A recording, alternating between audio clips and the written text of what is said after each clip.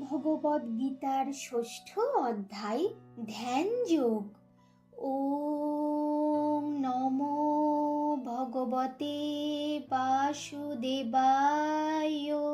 শ্রী ভগবানুবাচ অনাশ্রিত কর্মফলং কার্যং কর্ম করতি য সন্ন্যাসী চ যোগী চ ন নিরগ্নি ন চ অক্রিয়।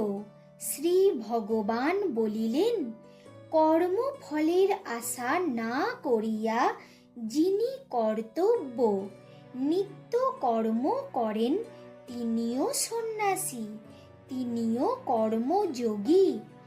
অগ্নিহোত্রাদি শ্রৌত ও তপদানাদি স্বার্থ কর্ম যিনি ত্যাগ করিয়াছেন কেবল তিনি সন্ন্যাসী বা যোগী নন।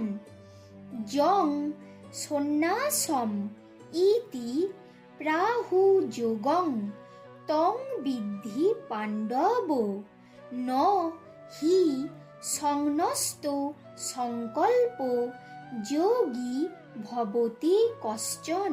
হে পাণ্ডব, শাস্ত্র যাহাকে সর্বকর্ম ও তাহার ফল ত্যাগ রূপ সন্ন্যাস বলেন, নিষ্কাম কর্মানুষ্ঠান রূপ যজ্ঞে তুমি সেই সন্ন্যাস বলিয়াই জানিবে।